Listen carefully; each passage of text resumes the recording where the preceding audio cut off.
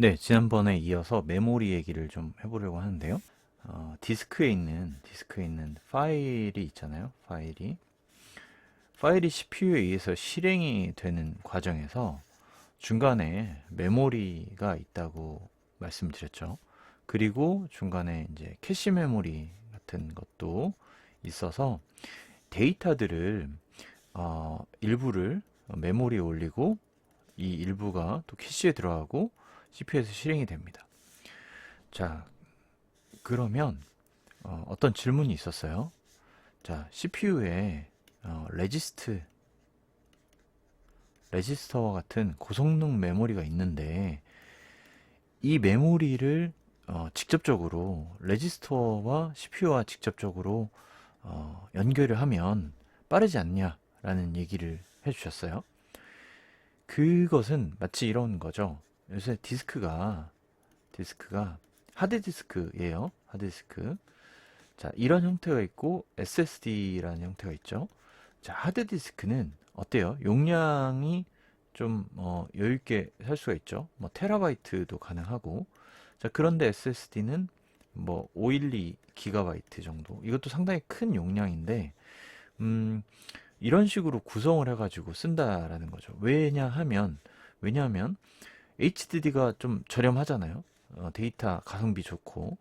자, 그러면 SSD는 예를 들면 OS를 설치하고 프로그램을 설치해서 쓰는 것들을 좀 빠른 디스크에 놓고 데이터 저장 개념을 HDD에 쓰듯이 그러다 보니까 이 파일을 전체를 다 올릴 수도 없어요. 메모리에 전체를 올릴 수도 없고 일부의 파일의 일부가 메모리에 올라갑니다. 그리고 CPU에서 실행이 되죠. 자, 이때 이 메모리에 올라간다 라는 것이 조금은 이제 어떤 내용일까 라고 보는 거예요. 자, 파일이 메모리에 일부가 올라갑니다 라고 했죠. 자, 그러면 이 파일은 어떤 내용들로 구성되어 있을까? 그 파일을 실행했다라고 하는 것은 실행 파일을 의미하죠. 실행 파일. 자, 실행 파일이라는 의미는 프로그래밍 되어 있는 파일이에요.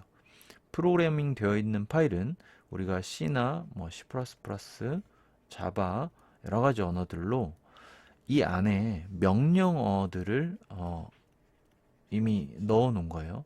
명령어 플러스 어떤 데이터가 되겠죠. 그래서 윈도우에서 더블 클릭을 하면 실행이 되는 거고 그걸 실행 파일이라고 합니다. 자, 실행 파일은 전체가 다 올라가는 게 아니라고 실행되고 있는 모듈이 올라가요. 자, 모듈이 올라가게 되면 파일의 특정 부분이 메모리에 올라가요. 자, 메모리에 이렇게 올라갑니다. 자, 메모리에 올라갈 때 보면 이 프로그램을 만들어 놓은 거를 이제 코드라고 해요. 코드부가 데이터에 이제 있고, 자, 코드부는 명령어 집합이라고 생각하시면 됩니다.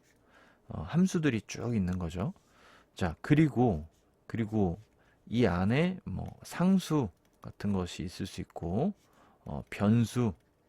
자, 변수와 상수의 차이는 간단하게 상수는 뭐 13579, 뭐 이런 식의 숫자들이 상수예요. 아니면 문자열, 딱 정의해 놓은 문자열, 못 바꾸는. 자, 변수는 방을 만들어 놓은 거죠.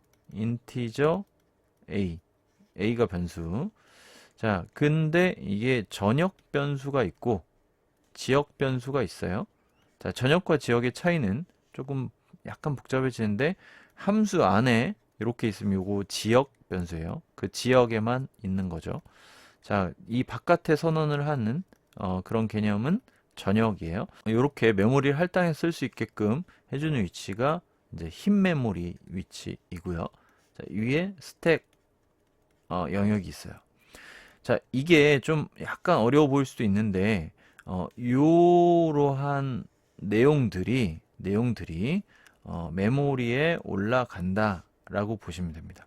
자, 메모리에 올라가는 것은 뭐 코드와 상수, 변수 정의이고, 자, 메모리에서 할당해서 쓸 수 있는 공간을 확보받는 것이 힙 영역, 스택의 영역입니다. 이런 것들이 다 메모리에 의해서 데이터가 올라가고, 데이터 이 중에 일부가 CPU에 의해서 실행이 돼요.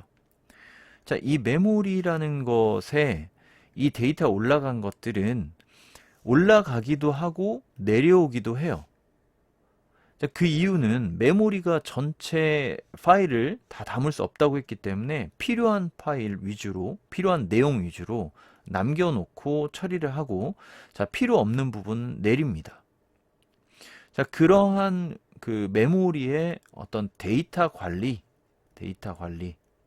왜 굉장히 중요한 부분이죠. 왜냐하면 CPU에서 지금 필요로 하는 것들을 데이터를 찾는데 있으면 바로 가져올 수 있죠. 없으면 이걸 히트율이라고 하는데, 히트를 딱 때렸을 때 있으면 히트 레이트가 높은 거예요. 안타를 친 거죠. 자, 그런데 히트가 없으면 여기까지 물어봐요. 자, 메모리 상에 있어? 있으면 바로 가져오면 좀 낫죠. 근데 여기에도 없었어? 파일에 물어봐서 파일 걸 가져옵니다. 자, 상당히 민감해요. 메모리 안에 데이터가 있냐 없냐. 그렇기 때문에 메모리의 관리의 발전은 어떤 데이터들로 남겨둘까라는 부분이 굉장히 중요합니다. 그게 메모리 관리의 핵심일 건데요. 자, 어떤 데이터를 남겨놓을까? 어떤 데이터는 아웃시킬까? 자리는 한정이 있는데 그 자리의 데이터들이 어떻게 남겨져 있냐에 따라서 굉장히 히트율이 좋을 수도 있고 히트율이 떨어질 수도 있죠.